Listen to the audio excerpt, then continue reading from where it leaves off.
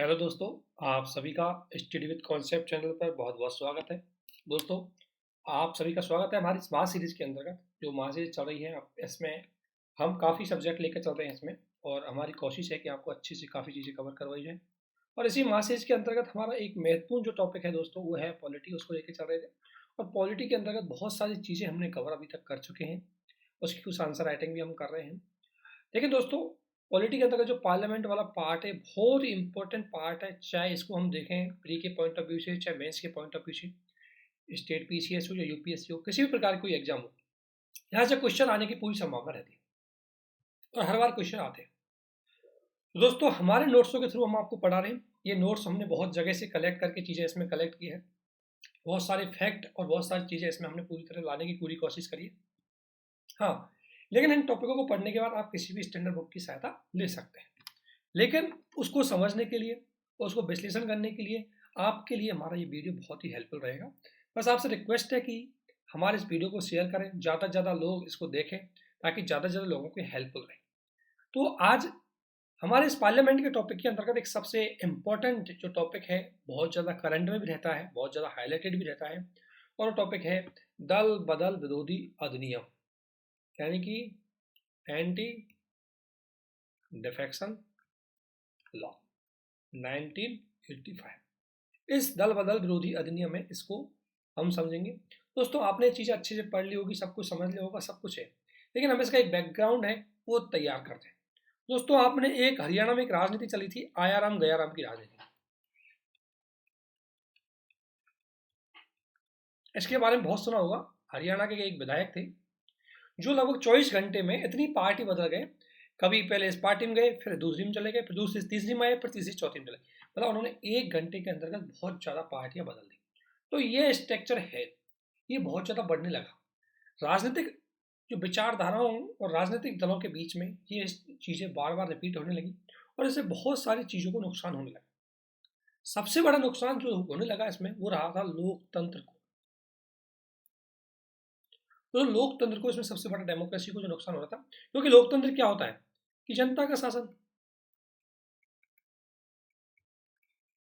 और जनता, चूंकि आपको पता है कि वर्तमान में बहुत बड़ी जनसंख्या वाला क्षेत्र होता है, इसलिए जनता डायरेक्ट नहीं बल्कि अपने किसके माध्यम से शासन करती है, प्रतिनिधियों के माध्यम से।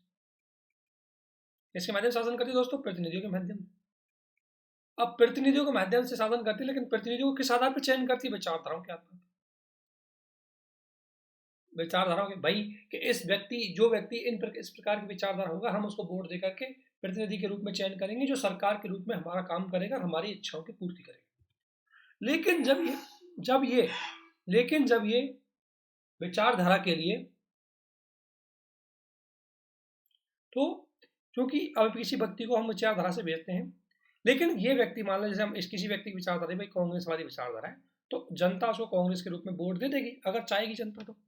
लेकिन जब ये व्यक्ति इस पार्टी को छोड़ के चला जाएगा, तो जनता की इच्छाओं के साथ खिलवाड़ होता है, तो वहीं डेमोक्रेसी की मौत हो जाती है। तो डेमोक्रेसी का वहीं से पतन होना चालू होता है। तो इस प्रकार की राजनीति को देखते हुए, इस प्रकार की घटनाओं को देखते हुए, सरकार के द्वारा, राजीव गांधी जब हमारे तत्कालीन प्रधानमंत्री थे, उनके समय एक एक्ट आया था, और उस एक्ट का नाम था दल बदल विरोधी अधिनियम। दोस्तों, ये एक्ट बहुत ज़्यादा महत्वपूर्ण था। इस एक्ट के लिए हमें संशोधन भी करना पड़ा, हमें एक नई अनुसूची है उसको भी ऐड करना पड़ा, क्योंकि ये एक्ट डेमोक्रेसी के सुचारू संचालन के लिए बहुत जरूरी था। इसलिए इसमें 52वां अमेंडमेंट लेके आए 1985 के अंदर, और दो चीज़ों में हमें चेंजेस किया। तो दो आर्टिकलों में चेंजेस किया, एक आर्टिकल 102 और एक आर्टिकल 191। आपको पता है 102 के अंतर्गत संसद के सदस्यों की योग्यताएं आती है, और 191 के अंतर्गत विधानसभा के सदस्यों को जो निष्कासित करने की जो मापदंड आते हैं। तो इसके लिए आपको पता है कि दल बदल कानून है, इसके नए जो मापदंड जोड़े गए कि यदि कोई व्यक्ति दल बदल का उल्लंघन करता है, तो उस व्यक्ति को अयोग्य घोषित करके उसको बर्खास्त किया जा सकता है। ये प्रोविजन है, वो भारतीय संविधान में जोड़े गए थे। इसलिए जो दो महत्वपूर्ण अनुच्छेद हैं, उनमें संशोधन किया गया था, 102 और 191। 102 और 191, ध्यान रखना, 102 संसद के सदस्यों के लिए और 191 विधानसभा के सदस्यों के लिए। ठीक है। नए मापदंड जोड़े गए कि अगर कोई व्यक्ति इस प्रकार की चीजें करेगा तो उसको बर्खास्त कर दिया जाएगा। तो इस एंटी डिफेक्शन एक्ट को जब लाया गया था तो ये इतना महत्वपूर्ण था कि इसकी विस्तृत व्याख्या करने के लिए हमें संविधान में एक नई शेड्यूल को जोड़ना पड़ा, और वो शेड्यूल कौन सी थी? 10th शेड्यूल दोस्तों। तो दल बदल कानून कितना इंपॉर्टेंट था वो आप इसी चीज से समझ सकते हैं। लेकिन आखिरकार इतने महत्वपूर्ण कानून को, जब ये कानून इतना महत्वपूर्ण था तो इसको इतने देर बाद क्यों लाया गया? एक क्वेश्चन आपके मन में ये भी आएगा कि जब कानून इतना ही महत्वपूर्ण था तो संविधान में क्यों नहीं जोड़ा गया? जब ये कानून इतना ही महत्वपूर्ण है तो इसको लाने के लिए हमें संविधान में 35 ईयर क्यों लग गए? तो इसका एक बैकग्राउंड था दोस्तों। जब 1947 में हमारा संविधान बना, 1950 में जब संविधान लागू हो गया, तो उस समय जो तत्कालीन जो राजा हमारे प्रतिनिधि थे वो बहुत ही आदर्शवादी थे। वो जनता की सेवा पे ही केंद्रित थे, उनको सत्ता की कोई लालसा नहीं थी। लेकिन जब सेकंड जनरेशन के लीडर आए, जो 1960 या 70 के दशक में जो लीडर आए, उनको क्या है कि सत्ता की धीरे धीरे लालसा होने लगी, और सत्ता की इस लालसा में वो अपने स्वयं के हितों को देखने लगे। और जब कोई व्यक्ति स्वयं के हितों को देखेगा तो ऐसी स्थिति में उसकी पार्टी जब हारती हुई दिखेगी तो वो अपनी पार्टी बदल लेगा। तो इसके बाद 1970 के दशक में सारी घटनाएं बहुत ज्यादा देखने को मिली। परिणाम स्वरूप 1985 में इसको लाना पड़ा, इस एक्ट को। ये जस्ट इसका एक बैकग्राउंड था। अब यदि हम इसको थोड़ा सा समझें कि आखिरकार इसकी जरूरत क्यों है, तो आपको ये क्वेश्चन जब भी आए कभी भी तो आपको बताना है। जो दोस्तों प्री का भी कोई फैक्ट नहीं बचेगा, ये आपके सामने फैक्ट ला के रख दिया है। ये स्टेट पीसीएस में कई बार यहाँ से क्वेश्चन पूछा गया है, तो कोई फैक्ट आपकी बचने की संभावना नहीं है। बस आप एक एक चीज को अच्छे से देखते जाए, ठीक है ना। अब इसमें हम देखते हैं कि आखिर आवश्यकता क्या है, इसको क्यों लेंगे। तो दोस्तों राजनीतिक स्थिरता के लिए देखो, आपको पता है हमारे यहाँ कौन सा शासन है? संसदीय शासन है। और संसदीय शासन में चाहे सीएम हो चाहे पीएम हो, यानी कि सरकार है, वो किस पे टेकी रहती है? निम्न सदन के बहुमत पर।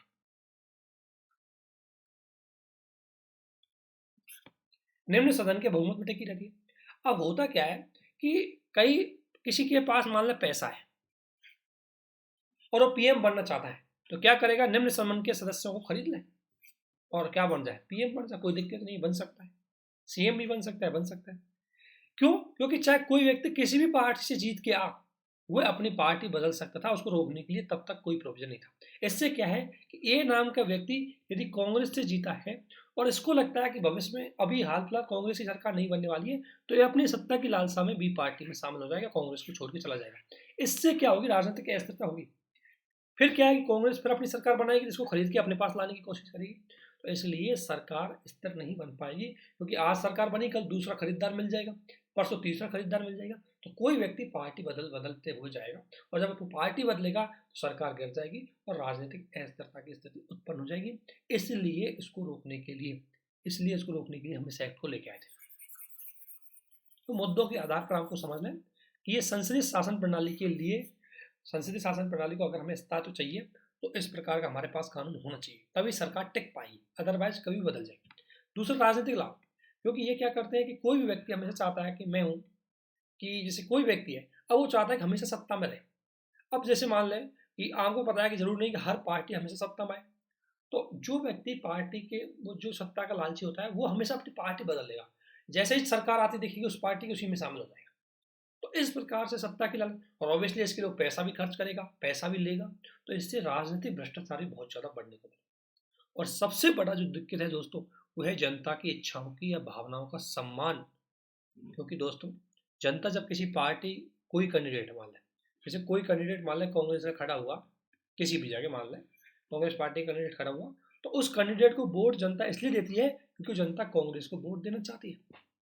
उस प्रतिनिधि से जनता कोई लेन देना नहीं है, वो जनता वोट इसलिए देती है क्योंकि वो कांग्रेस को वोट देना चाहती है।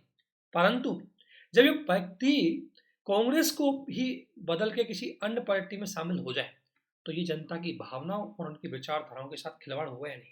क्योंकि जनता की विचारधारा कांग्रेस की थी, लेकिन ये व्यक्ति जब जिता के भेजा तो इसने अपना दल ही बदल लिया। तो इन स्थितियों से जो डेमोक्रेसी का जो मूल सॉयल है, मूल आत्मा है, उस मूल आत्मा को भी इसने ठेस पहुंचाई। इन कारणों की वजह से दल बदल को रोकने के लिए हमें एक स्ट्रिक्ट कानून लाना पड़ा, और वो है दल बदल विरोधी कानून 1985, जिसको 52वां अमेंडमेंट के माध्यम से भारतीय संविधान में लाया गया था। और इसके अंतर्गत एक न्यू शेड्यूल 10th शेड्यूल को जोड़ा गया था। ये मेन अब तक की कहानी थी आपके पास। अब इसमें हम आगे बढ़े दोस्तों। नोट्सों को इस तरीके से आपके साथ बनाया गया है कि अगर आपने अच्छे से इनको पढ़ा तो कोई फैक्ट यहाँ से बचेगा नहीं, और कुछ फैक्ट बचेंगे तो उनको हम जरूर आपके साथ शेयर कर देंगे। लेकिन हाँ, आप जैसे यहाँ से ये नोट्स पढ़ें, तुरंत कोई बुक स्टैंडर्ड बुक है उसको साथ में अनुसरण कर ले, नया पॉइंट कुछ नहीं मिलेगा, बस आपकी थोड़ी समझ भी बढ़ जाएगी। अब आगे हम इस चीज को देखें तो इसमें दो आधार पर है कि किसे दल बदल माना जाएगा, मतलब किसी, अगर कौन सी परिस्थिति में किसी व्यक्ति को दल बदल कानून का उल्लंघन करता माना जाएगा, तो किसे दल बदल माना जाएगा। जो दल बदल माना जाएगा, जो दल बदल करेगा उसको क्या करेंगे, हम बर्खास्त करेंगे, ठीक है।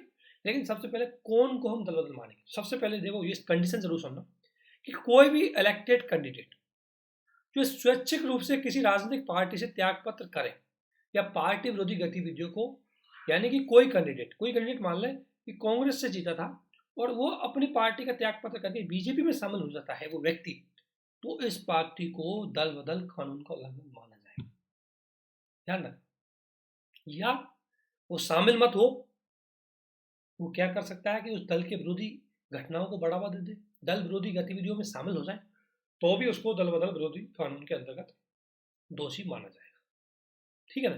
ध्यान रखना, स्वैच्छिक रूप से, अगर उसको पार्टी भगा दे, लात देखे, अरे भाग यार तू बहुत परेशान कर रहा है हमें, तब नहीं माना जाएगा दल बदल विरोधी। लेकिन वो स्वैच्छिक रूप से अगर वो पार्टी का त्याग करता है तो दल बदल विरोधी कानून के अंतर्गत उसका उल्लंघन माना जाएगा, ठीक है ना। सेकंड क्या है कि विप आप जानते हो, हर पार्टी होती है, उसका सदन की कार्रवाई को अच्छे से संचालन करने के लिए पार्टी की ओर से एक लीडर का गठन किया जाता है, ठीक है ना। जैसे मान लें बीजेपी है तो उसका भी अपना एक विप होता है, जो भी पार्टी है, कांग्रेस है उसका भी अपना पेट रहता है। ये विप क्या होता है, एक सचेतक बोलते हैं इनको हिंदी में। ये क्या करता है कि पार्टी के जो सदस्य होते हैं, जैसे कांग्रेस पार्टी के सदस्य, तो ये विप एक लीडर के रूप में काम करेगा और कोशिश करेगा कि इस कांग्रेस पार्टी के सदस्य लोकसभा या राज्य विधानसभा के या राज्य विधानसभा में पार्टी की मर्यादाओं के अकॉर्डिंग कार्रवाई में संचालित हो, पार्टी की विचारधारा के अकॉर्डिंग कार्रवाई करें, पार्टी के लिए डिसिप्लिन बना के रखें, इसलिए विप का वो किया जाता है। अगर मान लो किसी ने विप का उल्लंघन कर दिया तो भी वो दल बदल कानून के विरुद्ध भी माना जाएगा, क्योंकि पार्टी लीडर के विरुद्ध यदि वो चला गया, जो विप होता है, जो पार्टी का डिसिप्लिन बना के रखता है, यदि उसके विरुद्ध चला जाएगा तो इसका मतलब ये माना जाएगा कि वो व्यक्ति पार्टी विरोधी गतिविधियों में शामिल है, अर्थात उसे भी दल बदल कानून के अंतर्गत माना जाएगा। सेकंड, यदि कोई मनोनीत सदस्य है, ध्यान रखना दोस्तों, इन कंडीशंस को पढ़ो। जब हम नेक्स्ट में जब इस एक्ट की आलोचना करेंगे तो कंडीशंस को ही हम फॉलो करेंगे। इन कंडीशंस, जो ये शर्त दी गई है, इन्हीं के आधार पर इसकी हम आलोचना भी करेंगे। दूसरा, यदि मनोनीत सदस्य 6 माह के बाद किसी दल को सदस्यता शामिल कर, ध्यान रखना, जैसे कोई नॉमिनेट हुआ लो राज्यसभा में राष्ट्रपति द्वारा नॉमिनेट किया, वो किसी पार्टी का नहीं होता, लेकिन यदि वो विदिन 6 मंथ में, अगर किसी पार्टी को विदिन 6 मंथ में, जैसे आज इलेक्टेड हुआ और कल उसने किसी पार्टी को ज्वाइन कर लिया, तो दल बदल कानून का उल्लंघन नहीं माना जाएगा। दोबारा सुनना, अगर कोई मनोनीत सदस्य 6 माह से पहले अगर किसी पार्टी की सदस्यता ग्रहण कर लेता है तो उसे दल बदल कानून का उल्लंघन नहीं माना जाएगा, उसको निर्योग्य नहीं माना जाएगा, उसको बर्खास्त नहीं किया जाएगा, ध्यान रखना। लेकिन यदि वो 6 माह के बाद, यदि वो 6 माह के बाद अगर किसी पार्टी को चयन करता है तो दल बदल कानून का उल्लंघन माना जाएगा। अब आपके मन में एक क्वेश्चन आया होगा कि 6 माह का मामला क्यों रखा।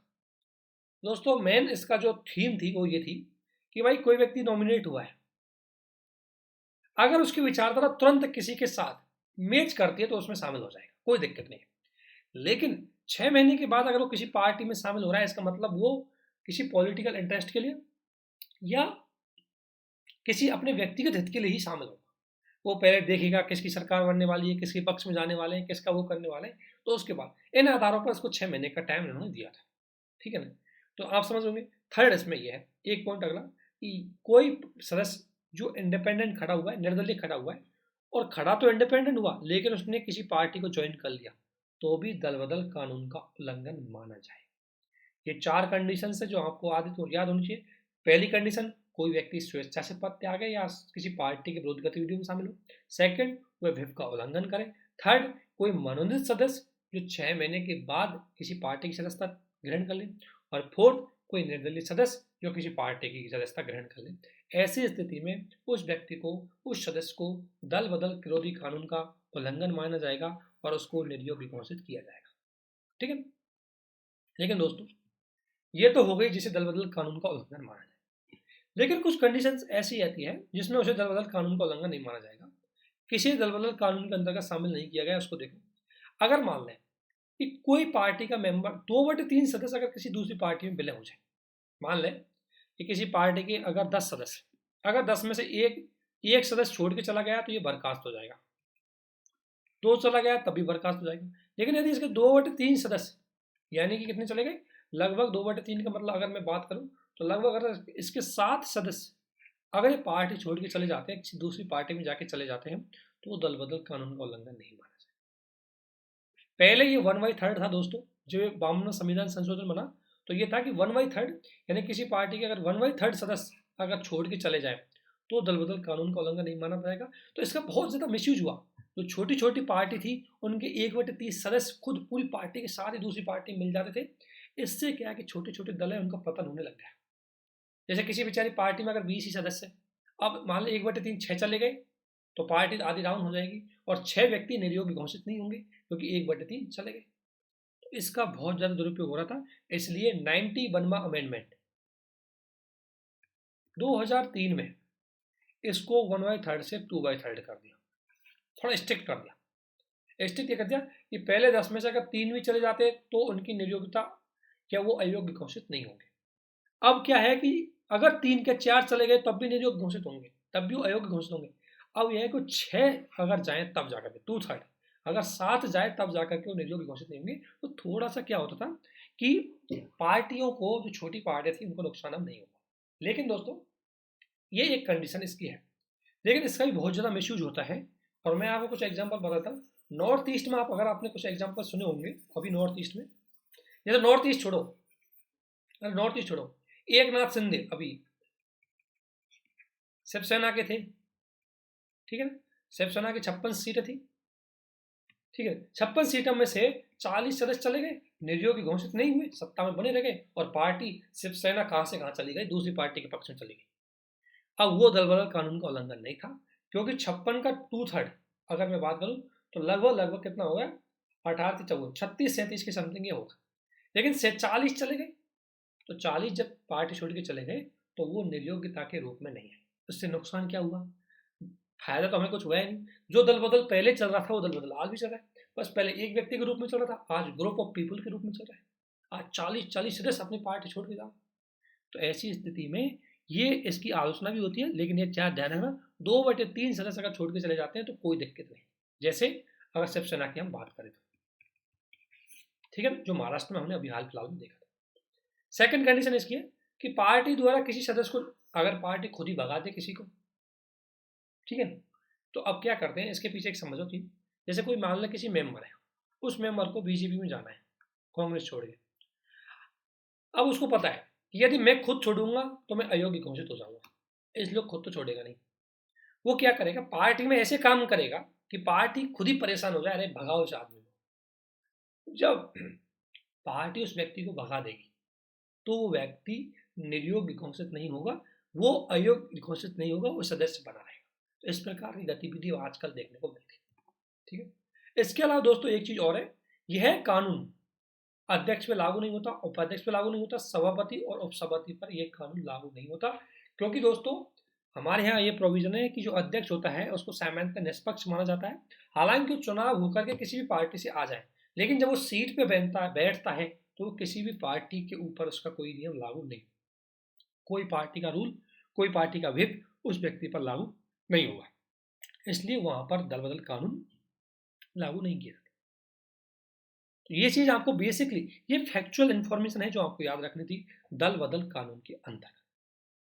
लेकिन दल बदल कानून में दोस्तों जो रोल रहता है सबसे ज्यादा वो रहता है अध्यक्ष का, जो प्रिसाइडिंग ऑफिसर होता है, प्रेसिडिंग ऑफिसर ऑफ हाउस। अगर बात करें तो राज्यसभा का सभापति और लोकसभा का स्पीकर, तो इनके पास इसका अंतिम निर्णय देने की शक्ति होती है। तो इसलिए दल बदल कानून किसे योग्य माना जाएगा, किसे योग्य नहीं माना जाएगा, इसका निर्णय और अंतिम निर्णय कौन देगा, इसका अंतिम निर्णय देता है अध्यक्ष। और यही इसका सबसे बड़ा लूपहोल्स था। सबसे बड़ा जो फॉल्ट था दल बदल कानून का, वो सबसे बड़ा फॉल्ट ये था कि ये पावर इन्होंने अध्यक्ष को दे दी। अब आपको पता है कि अध्यक्ष तो किसी न किसी दल के नाम मात्र को कह सकते हैं कि किसी दल के पक्ष में है नहीं, लेकिन एक्चुअली में होता किसी दल के पक्ष में ही है। ठीक है, तो इससे क्या है, मिसयूज देखने को मिल जाता है। अब इससे कुछ एग्जाम्पल हम आगे देखेंगे, अभी हम यहाँ तक इतना पढ़ लेते हैं कि इसके अंतिम शक्ति किसके पास है, अंतिम निर्णय है वो किसके पास है, अध्यक्ष के। अध्यक्ष अंतिम निर्णय देता है, और अंतिम निर्णय देने के लिए उसको कोई समय सीमा नहीं है। वो 2 दिन, 4 दिन, 5 दिन, 5 महीने, जितना चाहे उतने दिन तक वो निर्णय को पेंडिंग कर सकता है। ठीक है ना, तो ये था दल बदल कानून की बेसिक सी फैक्चुअल इन्फॉर्मेशन। अब आगे बढ़ते हैं जो इसके कॉन्सेप्ट को हमें ले जाएंगे। ठीक है ना, इसको समझने की थोड़ी सी कोशिश करो। अभी तक जैसे फैक्चुअल इन्फॉर्मेशन दी थी, लेकिन इसको याद करने के लिए तरीके मैंने आपको बता दिया, एक एक चीज को समझो, अपने आप याद रह जाएगी। दिक्कत यह है कि संसदीय शासन और दल बदल कानून, देखो संसदीय शासन की स्थायित्व के लिए हम दल बदल कानून को लेके आए कि भाई संसदीय शासन मुख्य रूप से डेली आधार पर, रेस्पॉन्सिबल और अकाउंटेबल के आधार पर होता है। जब तक किसी सरकार को निम्न सदन में बहुमत प्राप्त होता है तब तक वो सरकार बनी रहती है, अदरवाइज चली जाएगी। तो इसलिए संसदीय शासन में आपको पता है उसके स्थायित्व के लिए हमें दल बदल कानून को लेके आए थे। परंतु अगर आपने पिछले कुछ घटनाएं देखी होंगी, 2018 की घटनाएं, 2019 की घटनाएं, 2021 की घटनाएं, ये राजस्थान में, ये एमपी में और ये कर्नाटक। अगर यह घटनाएं आपने देखी हो तो यहाँ पर दल बदल कानून ज्यादा सफल नहीं रह पाया। दल बदल कानून में एक समस्या संबंध में आई। हुआ क्या था दोस्तों कि जैसे राजस्थान की घटनाएं आप देख रहे हैं या एमपी की घटनाएं देखते हैं, तो इसका जो स्पीकर होता है विधानसभा का, वो इसका मिसयूज करता है। जैसे दल बदल कानून के अंदर मान लें 20 सदस्य, क्या हुआ था, किसी दूसरी पार्टी के, जैसे मान लें कांग्रेस के थे एमपी में, कांग्रेस के एमपी में से 20 सदस्य चले गए किसमें, बीजेपी के पक्ष में। अब इन्होंने दल बदल कानून का उल्लंघन किया, इसलिए इनको अयोग्य घोषित किया जा सकता। लेकिन हुआ क्या था कि जो कांग्रेस का जो स्पीकर, ऑब्वियसली वहां की विधानसभा में स्पीकर किसका होगा, कांग्रेस का, क्योंकि बहुमत कांग्रेस का था। तो इस स्पीकर ने इनको, इनके डिसीजन को पेंडिंग रख दिया। देखो पेंडिंग रखने का क्या फायदा है, देखो पेंडिंग रखने का फायदा ये है कि इससे स्पीकर को क्या फायदा होगा। पहला फायदा पेंडिंग रखने का ये होगा कि नियम यह है कि जब तक स्पीकर फाइनल डिसीजन ना दे तब तक ये न्यायपालिका में नहीं जा सकते, इसलिए इसको पेंडिंग रख के एक तो इनको न्यायपालिका में जाने से रोक देते हैं। सेकंड स्पीकर क्या चाल चलता है कि आपको पता है कि डिसीजन यदि पेंडिंग है और इनको बर्खास्त तो करके रखा है लेकिन पेंडिंग है, तो ऐसी स्थिति में कैंडिडेट दोबारा चुनाव भी नहीं लड़ सकते, क्योंकि जब तक डिसीजन नहीं आएगा चुनाव नहीं लड़ पाएंगे, उन सीटों पे चुनाव ही नहीं होगा। तो इसलिए जो स्पीकर होता है वो सामान्यतः इसका मिसयूज करता है दोस्तों। राजस्थान में यही घटना देखी, सीपी जोशी राजस्थान में जब सचिन पायलट के कुछ 20 कैंडिडेट थोड़ी बहुत गतिविधियों में उसके पक्ष में देखे, तो ऐसी स्थिति में सीपी जोशी के द्वारा उन पर दल बदल कानून लगा दिया गया और दल बदल कानून के निर्णय को पेंडिंग रख दिया। जब उनका मामला हाईकोर्ट में आया था, हाईकोर्ट ने सुनवाई से मना कर दिया, क्योंकि फाइनल डिसीजन कोर्ट ने दिया ही नहीं। स्पीकर जब तक फाइनल डिसीजन नहीं देगा कोर्ट उस मामले में हस्तक्षेप कर ही नहीं सकता। तो इसलिए इसका मिसयूज किया जाता है। इसलिए दल बदल कानून की सबसे बड़ी समस्या यही है कि स्पीकर इसका मिसयूज करता है, वो अपने पार्टी हित को देखने के लिए इसका मिसयूज करता है। फॉर एग्जाम्पल, मैं एक एग्जाम्पल बताता हूँ।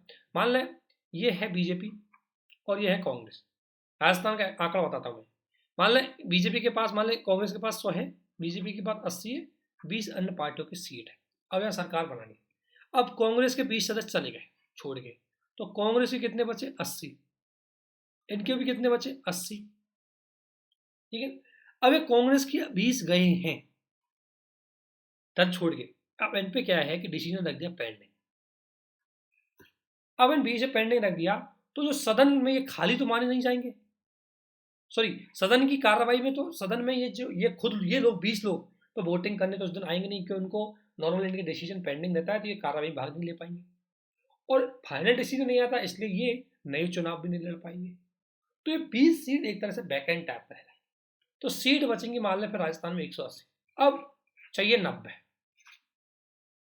तो 90 की स्थिति में क्या करती है कि ये पार्टी जो कांग्रेस है, ये 10 लोग इधर से लेकर के अपनी सत्ता को बनाए रख सकती है इन 20। लेकिन अगर ये 20 मान लें इनको फ्री कर देते, 20 बीजेपी में जाके शामिल हो जाते या बीजेपी की तरफ से जीत जाते, तो ऐसी स्थिति में कांग्रेस की सरकार गिर जाती। तो इस तरह की घटनाएं हैं, होती रहती है।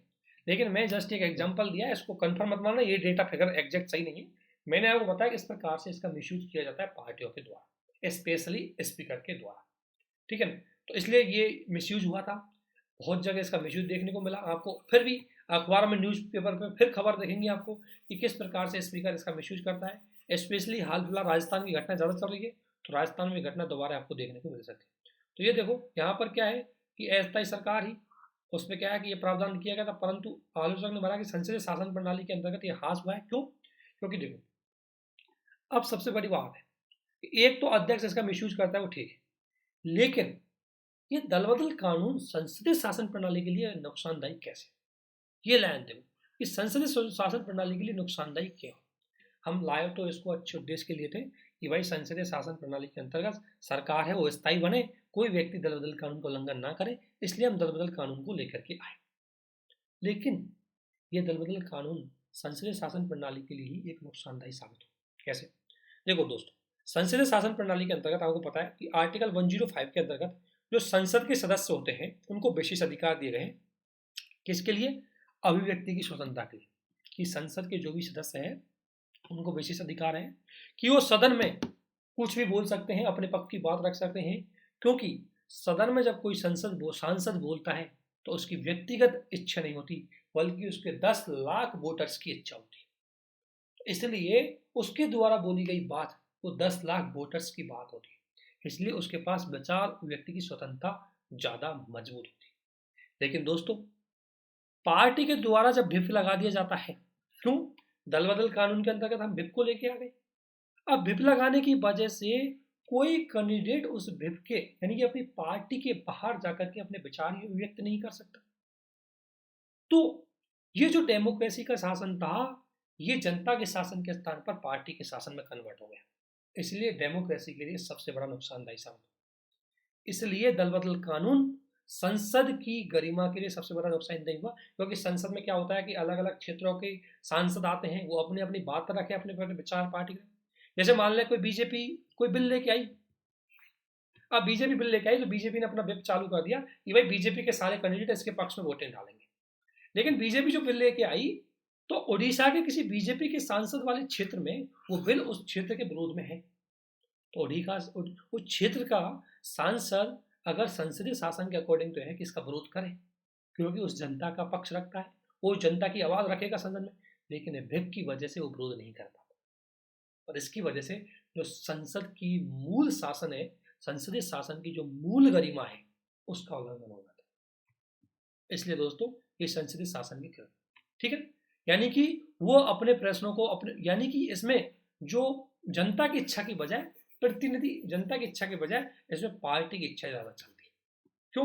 अगर पार्टी के विरोध में जाएंगे तो व्हिप लगा देंगे, और व्हिप लगाते ही उस व्यक्ति को पार्टी से सदस्यता से वंचित कर दिया जाएगा और वो व्यक्ति अपने पद से हटना पड़ेगा। इसलिए दल बदल कानून की एक आलोचना ये होती है कि इसमें व्हिप है, ये सही प्रोविजन नहीं। दूसरी बात कि ऑब्वियसली दल बदल कानून को लेकर के जो स्पीकर का डिसीजन है, इसमें बार बार सुप्रीम कोर्ट या न्यायपालिका का हस्तक्षेप बढ़ गया। संसदीय शासन कहता है कि न्यायपालिका अपने काम करेगी, वो कभी भी संसद के मामले में टांग नहीं अड़ाएगी, लेकिन जब स्पीकर व्हिप का उल्लंघन करेगा, जब स्पीकर दल बदल कानून का उल्लंघन करेगा, तो न्यायपालिका को पक्ष तो करना ही पड़ेगा। तो न्यायपालिका की भागीदारी ज़्यादा बढ़ती जा रही है, इसलिए भी संसदीय शासन के विरुद्ध में है, क्योंकि संसदीय शासन प्रणाली ये कहती है कि संसद के अंतर्गत उसको विशेष अधिकार दिए गए, न्यायपालिका किसी प्रकार से हस्तक्षेप नहीं करेगी। लेकिन जब हम ही गलती कर रहे हैं, जब स्पीकर ही गलती कर रहा है, तो न्यायपालिका को हस्तक्षेप तो करना ही पड़ेगा। इसलिए दल बदल कानून में दिक्कत खड़ी करता है, ठीक है। इसके अलावा दल बदल कानून बहस, जो संसद की महत्वपूर्ण काम होती है बहस चर्चा, उसको भी अच्छे से करने नहीं देते। क्यों?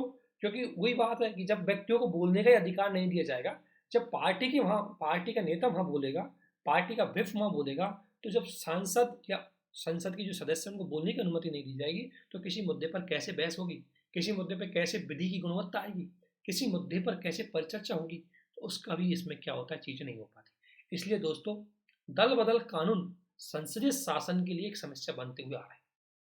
इसके अलावा आपको पता है स्पीकर की जो भूमिका है वो विवादास्पद है। क्यों? क्योंकि स्पीकर पार्टी का पक्ष लेता है। तो इसलिए जो मूल धारणा के माध्यम से हम जिस एक्ट को लेके आए थे, उस आधार पर दल बदल कानून आज तक भी सक्सेस नहीं हो पाया। ठीक है ना, आज तक भी घटनाएं देखने को मिल रही है। इसलिए अगर आपको लिखना हो तो दल बदल कानून की आप आलोचना कर सकते हैं। अब इसमें एक तो है कि संसदीय शासन प्रणाली के विरोध में कैसे है, 3 पॉइंट मैंने बता दिया। एक तो उनको विचार अभिव्यक्ति की स्वतंत्रता नहीं होती, अच्छे से डिस्कशन नहीं कर पाते। दूसरा, इसमें सुप्रीम कोर्ट का हस्तक्षेप है बहुत ज़्यादा बढ़ गया है। और तीसरा इसमें यह है कि बहस और परिचर्चा अच्छे से नहीं हो पाती। और चौथा, स्पीकर की भूमिका विवादास्पद के रूप में आने लग गई है, इसलिए स्पीकर पद की मर्यादा भी चली गई है। अब स्पीकर की जो भूमिका है, अध्यक्ष की जो भूमिका अगर देखें तो संविधान में उल्लेखित किया गया है कि सदन की प्रक्रिया का निर्धारण किसके द्वारा किया जाएगा, सदन के पदाधिकारी के द्वारा किया जाएगा। यानी कि सदन में किस तरीके से बहस होगी, सदन में किस तरीके से वोटिंग होगी, सदन में सारी चीज़ें किस तरीके से निर्धारित होगी, ये सारा काम उस सदन के अध्यक्ष के द्वारा निर्धारित किया जाता है। न्यायपालिका उसमें किसी भी प्रकार से कोई हस्तक्षेप नहीं कर सकती। यही उस सदन को क्या है, विशेष अधिकार है, जो सांसदों के लिए 105 आर्टिकल में है और विधानसभाओं के लिए 194 है। इनको विशेष अधिकार के दिए गए और इसी विशेष अधिकार के अंतर्गत न्यायपालिका संसद के काम में हस्तक्षेप नहीं कर सकती। परंतु जब ये दल बदल कानून का दुरुपयोग होने लगा तो मामला पहुंचा सुप्रीम कोर्ट। इस मामले को हम पहले ही पढ़ा है, किया तो हुनहल बाद, है ना। और किया तो हुनहल बाद की अगर मैं बात करूं, अब किया तो हुनहल केस आप लोगों ने पहले भी शायद किसी वीडियो में आपको पढ़ाया, लेकिन किया तो हुनहल बाद में सुप्रीम कोर्ट के समक्ष ये मामला आया। सब हुआ क्या था, किए तो होनहल तो क्या है कि नॉर्थ ईस्ट की किसी विधानसभा के क्या है सेक्रेटरी थे, सचिवालय होते जनरल सेक्रेटरी, वो जनरल सेक्रेटरी थे किए तो होनहल। और इसी चीज़ें मैंने पैसे, हालांकि किसी वीडियो में मैंने पहले बता दी, फिर बता देता हूँ कि नॉर्थ ईस्ट की शायद अरुणाचल की विधानसभा है शायद मोस्टली, तो उस अरुणाचल विधानसभा के ये स्पीकर थे किए तो होनहल, कन्फर्म नहीं, एक बार देख लेना। नॉर्थ ईस्ट की किसी स्टेट की विधानसभा के क्या थे, ये जनरल मैनेजर थे, जनरल सेक्रेटरी थे। जैसे आपको पता है हर विधानसभा का सचिवालय होता है, तो ये सचिव थे। तो हुआ क्या था कि इसमें इसके स्पीकर थे वहाँ की विधानसभा के, उसने एक डिसीजन दिया, किसी किसी क्या है कि किसी की मतलब वो किसी दूसरी पार्टी के किसी व्यक्ति को दल बदल कानून के अंदर उल्लंघन मारते हुए उसको बर्खास्त कर दिया गया था। जब उसको बर्खास्त किया गया था तो वो सुप्रीम कोर्ट के पास आ पहुंचा और सुप्रीम कोर्ट में जाकर जब सुप्रीम कोर्ट ने उसकी डिसीजन दी, सुनवाई करी, तो सुप्रीम कोर्ट ने डिसीजन दिया कि भाई जो स्पीकर ने जो डिसीजन दिया इस व्यक्ति के विपक्ष में, वो डिसीजन को हम स्वीकार नहीं करेंगे, इस व्यक्ति को दोबारा से इसके पद पर बनाया जाए। और सुप्रीम कोर्ट ने लेटर ऑर्डर दिया किसको, वहाँ के general secretary, obviously general secretary होता है, जो सेक्रेटरी होता है विधानसभा का, उसी को ये डिसीजन दिया, ऑर्डर दिए जाते हैं। तो जनरल सेक्रेटरी को जब ये डिसीजन दिया गया तो वहाँ के जनरल सेक्रेटरी थे किए तो होनहल, और किए तो होनहल उस डिसीजन को, सुप्रीम कोर्ट के डिसीजन को फॉलो करने वाले थे। इतने में वहाँ के स्पीकर ने इससे मना कर दिया कि नहीं, हम इस सुप्रीम कोर्ट कौन होता है हमारे मामलों में हस्तक्षेप करने वाला, ये तो मेरी सदन की प्रक्रिया का भाग है, और चूंकि सदन की प्रक्रिया का भाग है तो सुप्रीम कोर्ट इसमें हस्तक्षेप नहीं कर सकता। ऐसी स्थिति में उसने सुप्रीम कोर्ट के डिसीजन को नहीं माना और उस व्यक्ति को बर्खास्त रखा। जब उस व्यक्ति को बर्खास्त रखा, वो व्यक्ति पुणे सुप्रीम कोर्ट आके पहुंचे और बोला भाई आपने डिसीजन दिया था सर, उन्होंने डिसीजन को नहीं माना, ये आपके कंटेम्प्ट ऑफ कोर्ट की बात है, आपका अवमानना हुई। तो सुप्रीम कोर्ट ने वहाँ के जनरल सेक्रेटरी को बुला लिया, आजा भाई तू अपने कोर्ट में। तो सुप्रीम कोर्ट ने जब जनरल सेक्रेटरी को कोर्ट में बुलाया तो ये किए तो होनहल जी पहुंचे वहाँ कोर्ट में। इसने बोला सर मेरी कोई गलती नहीं है, मैंने आपके डिसीजन को फॉलो करने की पूरी कोशिश की, लेकिन स्पीकर ने डिसीजन फॉलो करने नहीं दिया। चूंकि मैं तो एक एडमिनिस्ट्रेटिव ऑफिसर हूँ और मेरा बॉस स्पीकर है, तो मैं उस बॉस के आज्ञा का पालन करूंगा, इसलिए मेरी इसमें कोई गलती नहीं। तो उसने खुद ने सुप्रीम कोर्ट में रेट लगाई, सुप्रीम कोर्ट ने फिर ये मामला किए तो होनहल केस के मामले में निपटा, और सुप्रीम कोर्ट ने इस किए तो होनहल बाद में एक ही बात बोली और स्पीकर से एक बात बोली कि भाई देखो सदन के अंतर्गत आप कोई भी काम करेंगे, हाउस में कोई भी काम करो, हम हस्तक्षेप नहीं करेंगे, लेकिन चूंकि दल बदल कानून पे जब आप निर्णय दे रहे हो तो वो आपका निर्णय कौन सा है, क्वासी जुडिशियल अर्ध न्यायिक डिसीजन है, और अर्ध न्यायिक डिसीजन का रिव्यू करने का अधिकार मेरे पास है। इसलिए दल बदल विरोधी कानून पर आपके द्वारा दिए गए डिसीजन को मैं क्या कर सकता हूँ, रिव्यू कर सकता हूँ। इसलिए दोस्तों ध्यान रखना, दल बदल अधिनियम के अंतर्गत जो स्पीकर के द्वारा जो डिसीजन दिया जाता है उसका रिव्यू किया जा सकता है, तो उसका रिव्यू सुप्रीम कोर्ट कर सकता है। ठीक है ना, ये मामला था सुप्रीम कोर्ट का और किए तो होनहल बाद का। वर्तमान समय में आपने देखा होगा कि जो संसदीय शासन का, अब ऑब्वियसली कि जब संसद की प्रक्रिया में स्पीकर के विरुद्ध यदि न्यायपालिका कार्य कर रही है तो इस बात का संकेत है कि उस सदन की कार्रवाई का ह्रास हो रहा है, उस सदन की कार्रवाई का पतन हो रहा है, संसदीय कार्रवाई का पतन हो रहा है। तो इसलिए इसको संसदीय ह्रास के रूप में भी देखा जाता है दोस्तों। ठीक है,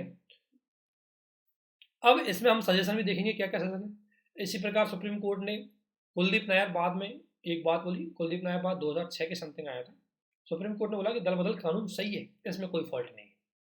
जब पूरा मामला पहुंचा दोबारा सुप्रीम कोर्ट के पास तो सुप्रीम कोर्ट ने बोला भाई देख, दल बदल कानून लाया गया वो सही है, उसमें कोई दिक्कत नहीं है, लेकिन हाँ दल बदल कानून का अभिव्यक्ति नहीं बल्कि सत्ता की प्राप्ति है, क्योंकि भारत में दल बदल कानून का कारण स्वतंत्र अभिव्यक्ति नहीं बल्कि सत्ता की प्राप्ति है। क्योंकि दल बदल कानून को इसलिए लाया गया ताकि जो लोगों के बीच में सत्ता का लोभ लालच है उसको कम किया जा सके, इसलिए सुप्रीम कोर्ट ने इसको बनाए रखा।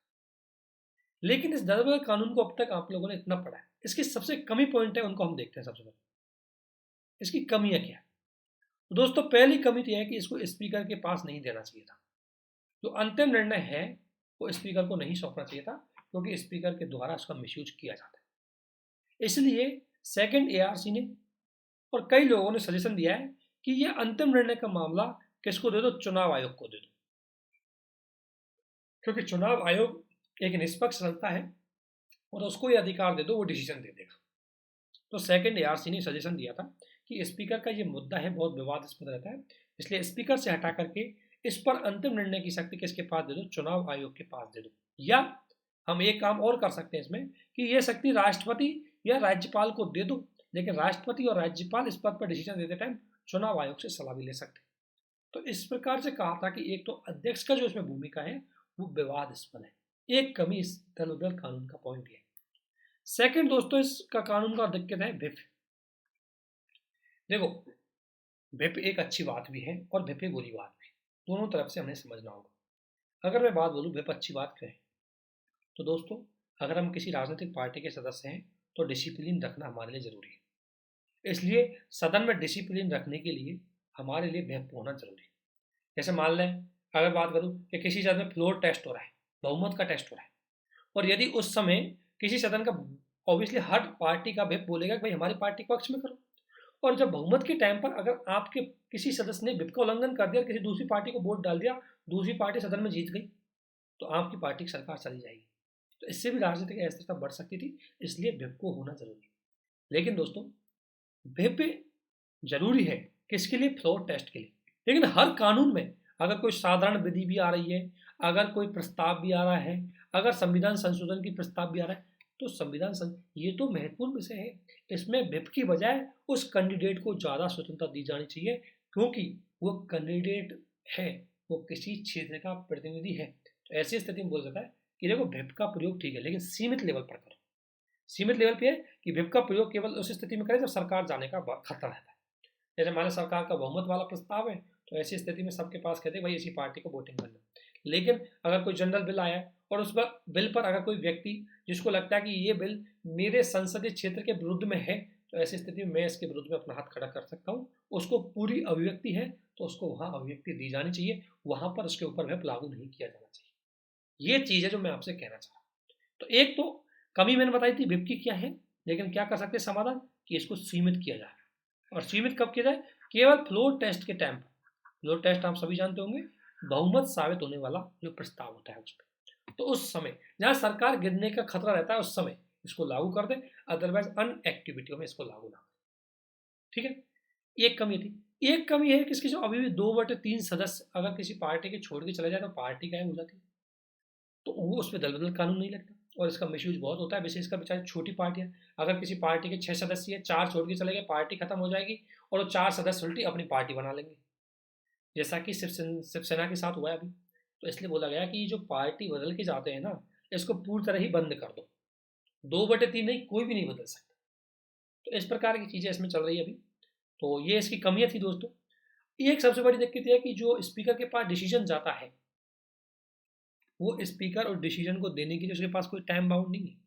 वो कितने ही समय में उसका डिसीजन दे सकता है, उसको कोई मजदूरी, उसकी कोई मजबूरी नहीं है, उसको कोई बंदिश नहीं है। इसलिए बोला गया कि एक स्पीकर की जो डिसीजन देने की जो समय अवधि है उसको निश्चित किया जाए, इतने समय में उसको डिसीजन दे देना चाहिए, क्योंकि डिसीजन ना दे करके वो अपने पार्टी के हित को बनाए रखने की पूरी कोशिश करता है।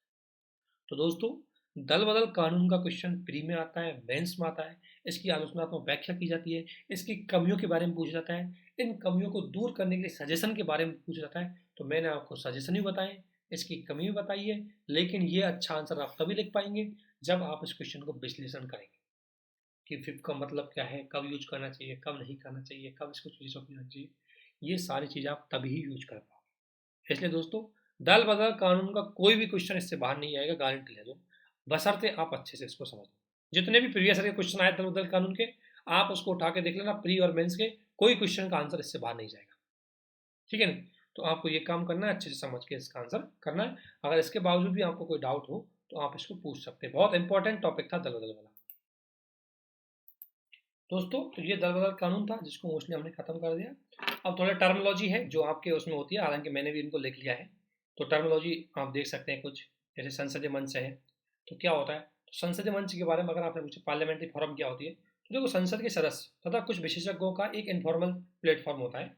ये क्या करते हैं, कुछ MP आ जाते हैं, कुछ टीचर, कुछ प्रोफेसर्स, कुछ एक्सपर्ट, कुछ अच्छे अच्छे लोग आते हैं और एक प्लेटफॉर्म के माध्यम से कुछ पॉलिटिकल स्पेशलिस्ट आते हैं, थिंकर आते, बड़े बड़े लोग आते हैं, एक्सपर्ट आते हैं, पॉलिटिकल साइंस के प्रोफेसर है उस मंच पे आते हैं और तत्कालीन पॉलिटिकल इंसिडेंटों के बारे में डिस्कशन करते हैं, संसदीय घटनाओं के बारे में डिस्कशन करते हैं। तो वो है संसदीय मंच, बस और कुछ नहीं इसके अलावा। तो जी ध्यान रखना, इनफॉर्मल है और अस्थायी है। इनफॉर्मल इसलिए क्योंकि इसमें संसद के सदस्यों के अतिरिक्त भी लोग इसमें शामिल होते हैं। इसके अलावा आपने एक सुना होगा संकल्प, रेजोल्यूशन। संकल्प क्या होता है? क्योंकि हर जो संसद की पूरी कार्रवाई होती है, विधानसभा की पूरी कार्रवाई होती है, उनके संचालन के लिए संकल्पों को ही लाया जाता है। ये सरकार के लिए कोई बाध्यकारी नहीं होते कि इनको माने ना माने। और संकल्प प्रस्ताव संविधि का जो संकल्पों के अंतर्गत जो प्रस्ताव आते हैं उसी विधि का निर्माण होता है। विधि आती है एक प्रस्ताव के माध्यम से, एक संकल्प के माध्यम से आती है। अब संकल्प भी कई प्रकार के हो सकते हैं, निजी सदस्यों द्वारा लाए गए, सरकार सदस्यों द्वारा लाए गए और संविधान के अंतर्गत लाए गए संकल्प। जैसे संविधान के अंतर्गत कौन कौन से? जैसे राष्ट्रपति को हटाने वाला संकल्प, अनुच्छेद 61 के अंतर्गत। राष्ट्रपति को पद से हटाने के लिए जो हम संकल्प लेकर आते हैं वो होते हैं अनुच्छेद इसके अंतर्गत। ठीक है ना? इसी प्रकार अगर मैं बात करूं तो 249 के अंतर्गत राज्यसभा को विशेष शक्ति है कि वो राज्य सूची के किसी विषय को राष्ट्रीय महत्व का घोषित करती है। ध्यान रखना, तो राष्ट्रीय महत्व का घोषित करने संबंधी जो प्रस्ताव है वो राज्यसभा 249 के अंतर्गत लाती है, वो भी एक संकल्प है। इसी प्रकार अनुच्छेद 312 के अंतर्गत न्यू अखिल भारतीय सेवाओं से संबंधित, तो वो भी क्या है, एक संकल्प है ना? और अनुच्छेद 356 के अंतर्गत आपातकाल लाने वाला प्रोविजन, वो भी एक संकल्प है। तो संकल्प होते हैं जो क्रिया, जो सदन की प्रक्रिया को संचालन करते हैं और उन्हीं में से कुछ लोग बन जाते हैं प्रस्ताव। सदन का निर्णय ज्ञात करने के लिए हम लाते हैं प्रस्ताव कि सदन के पक्ष में किसी विशेष विषय पर वो कितने पक्ष में है, कितने विपक्ष में है, इस चीज के लाने के लिए हम क्या लाते हैं, प्रस्ताव। जैसे सदन में सभापति का चुनाव, अब सभापति का चुनाव होना है, जो उसके पक्ष में होंगे, जो उसके विपक्ष होंगे, क्या आएगा, इसके लिए प्रस्ताव आएगा। तो संकल्प एक पार्ट है, उसी का दूसरा पार्ट है प्रस्ताव। तो इन दोनों में थोड़ा सा अगर हम अंतर देखें तो देखो, संकल्प, प्रत्येक मूल प्रस्ताव संकल्प ही होता है। सबसे पहले जो प्रस्ताव आता है वो संकल्प होता है सबसे पहले, बाद में जब उसमें निर्णय वाली प्रक्रिया आ जाती है तो प्रस्ताव के रूप में कन्वर्ट हो जाता है। ध्यान रखना है कि हर प्रस्ताव संकल्प होता है, लेकिन हर संकल्प प्रस्ताव हो ये जरूरी नहीं है, ध्यान रखना। ठीक है? अब प्रस्ताव में एक प्रस्ताव आपने सुना होगा, धन्यवाद प्रस्ताव। धन्यवाद क्या होता है कि जब राष्ट्रपति हर सेशन, हर जो फर्स्ट सेशन होता है वर्ष का, या नई सरकार, नई लोकसभा गठन होने के जो फर्स्ट सेशन होता है, उसमें राष्ट्रपति ज्वाइंट सेशन के रूप में राज्यसभा और लोकसभा को क्या करता है, भाषण देता है, अभिभाषण देता है। और जब वो अभिभाषण देता है तो उसके बदले में सरकार के द्वारा उसको धन्यवाद प्रस्ताव लाया जाता है। क्योंकि जब राष्ट्रपति अभिभाषण देता है तो राष्ट्रपति सरकार की अचीवमेंट को बताता है। इसके लिए सरकार क्या करती है, उसको धन्यवाद प्रस्ताव लाती है। यदि धन्यवाद प्रस्ताव सदन में पारित नहीं हो पाया तो सरकार गिर जाती। ध्यान है, फिर दोबारा बोल रहा हूँ, धन्यवाद प्रस्ताव मुख्य रूप से राष्ट्रपति के द्वारा जो ज्वाइंट सेशन के अंतर्गत, चाहे वो हमको पता है हमारे हर साल में एक ज्वाइंट सेशन होता है, वो होता है ईयर के फर्स्ट में, जो नई साल होती है उसका जो फर्स्ट सेशन होता है उसमें ज्वाइंट सेशन होता है। या मान लो लोकसभा का चुनाव हो रहा है, जैसे मई 2024 में लोकसभा चुनाव होंगे, तो जून में 2024 में जो पहली लोकसभा गठन होगा तब भी राष्ट्रपति वहां भाषण देगा, तब भी वहां ज्वाइंट सेशन होगा। और उस ज्वाइंट सेशन में सामान्यतः राष्ट्रपति क्या करता है कि सरकार की अचीवमेंट को बताता है, और सरकार की अचीवमेंट को बताएगा तो सरकार थैंकफुल रूप में उसको क्या करती है, धन्यवाद प्रस्ताव लेके आती है। और धन्यवाद प्रस्ताव यदि पारित हो गया, इसका मतलब है कि सरकार को बहुमत है। यदि धन्यवाद प्रस्ताव पारित नहीं हुआ तो सरकार को गिरा हुआ माना जाता है। ये पॉइंट आपको याद रखना है दोस्तों, यही इसमें सबसे इंपॉर्टेंट चीज थी। स्थगन प्रस्ताव आप जानते हैं कि कुछ महत्वपूर्ण विषयों पर चर्चा करने के लिए हम क्या लाते हैं, स्थगन प्रस्ताव। तो देखो साथ साथ में हम छोटी छोटी जो आपके लिए इन्फॉर्मेशन जरूरी है उनको भी हम साथ साथ डिस्कशन करते चलेंगे। फैक्चुअल इन्फॉर्मेशन उनको भी डिस्कशन करते चलेंगे, और आपके लिए कॉन्सेप्चुअल चीजें जरूरी है उसको भी हम डिस्कशन करते चलेंगे। तो दोस्तों आज का अगर हम इसको पढ़े तो एक क्वेश्चन जो हमारे लिए मेंस के बना है, आप देख सकते हैं प्रीवियस ईयर में क्वेश्चन आया भी है और इस बार भी हम उस क्वेश्चन को देख सकते हैं। और क्वेश्चन यही बनता है कि दल बदल कानून की अगर हम बात करें तो दल बदल विरोधी कानून 1985 भारतीय संसदीय शासन प्रणाली में कितना सफल रहा, आलोचनात्मक व्याख्या कीजिए। तो आपको बहुत सारे फैक्ट की जरूरत पड़ेगी, आपको बहुत सारी चीज़ों की जरूरत पड़ेगी। और यदि इस क्वेश्चन का आपको आंसर देना है तो कुछ थोड़े से केस स्टडी आपको चाहिए होती है कि किन का कितना सफल रहा है और आज भी कितनी घटनाएं इसके हो रही है, क्या इसमें कमी है, क्या इसमें और सुधार कर सकते हैं। तो ये मेन टॉपिक था आज दोस्तों, पॉलिटी के अंदर बहुत इंपॉर्टेंट टॉपिक था, तो इसको हमने यहीं खत्म किया। अगला हमारा जो मेन टॉपिक होगा वो होगा संसद की वित्तीय नियंत्रण वाली प्रणाली, जिसमें बजट के लेकर के क्वेश्चन बहुत ज़्यादा आते हैं यूपीएससी में, स्टेट पीसीएस में। बजट की पूरी प्रक्रिया को समझेंगे, बजट के पूरे प्रोविजंस को समझेंगे, कुछ फैक्चुअल इंफॉर्मेशन, कुछ पार्लियामेंट्री टर्मिनोलॉजी, इन सबको हम समझेंगे। तो ये चीज़ें हम अच्छे से डिस्कशन करेंगे नेक्स्ट वीडियो में। संसद वाला टॉपिक बहुत महत्वपूर्ण टॉपिक है, ये अनुच्छेद 112 में बजट के बारे में बात की गई है, तो आपके सारे फैक्ट फिगर सब यहीं आ जाएंगे, आपको अलग से कोई चीज़ें पढ़ने की जरूरत नहीं पड़ेगी। बस आप एक बुक है वो फॉलो कर सकते हैं कोई भी इन नोट्सों के बाद। लेकिन आपसे रिक्वेस्ट है कि अगर ये नोट्स आपने अच्छे से पढ़े, हमारे वीडियो को अच्छे से देखा, डेफिनेटली आपके समझ में आ जाएंगे। अगर इसके बावजूद भी आपको कोई चीज़ समझ में नहीं है तो आप पूछ सकते हैं, कमेंट कर सकते हैं। आपसे हमारा यही निवेदन है कि आप ज़्यादा से ज़्यादा हमारे वीडियो को शेयर करें, चैनल को सब्सक्राइब करें, हमारी स्मार्ट सीरीज में आप जुड़ें। और हमारे आपसे दो ही चीज़ों की डिमांड है कि एक आप अपनी पढ़ाई को दमदार करें और दूसरा हमारे चैनल को शेयर सब्सक्राइब करके हमें सपोर्ट करें, इंकरेज करें, फीडबैक देकर के भी चीज़ों को इम्प्रूवमेंट करना। इसी के साथ हम इस वीडियो को समाप्त करते हैं, नेक्स्ट वीडियो मिलेंगे आपके साथ। और नेक्स्ट वीडियो हमारा टॉपिक होगा संसद का वित्तीय नियंत्रण, फाइनेंशियल कंट्रोल ऑफ पार्लियामेंट, यानी कि संसद की कार्यपालिका पर वित्तीय नियंत्रण किस तरीके से रखती है, इसको हम समझेंगे, जानेंगे एक एक चीज़ को। इसमें फैक्चुअल इन्फॉर्मेशन के साथ साथ कॉन्सेप्ट वाली चीज़ को भी समझेंगे। तो आज जो दल बदल कानून है उसको आप चाहे तो प्रीवियस ईयर के क्वेश्चनों के साथ जाके देखो कि आप सही कर पा रहे हो या नहीं कर पा रहे हो। तो आप अगर सही कर पाएंगे तभी इसका मतलब है, अदरवाइज कोई फायदा नहीं है। आप इनका यूज करें, ज़्यादा से ज़्यादा इसको देखें। आप सभी को इसके लिए बहुत बहुत धन्यवाद, थैंक यू।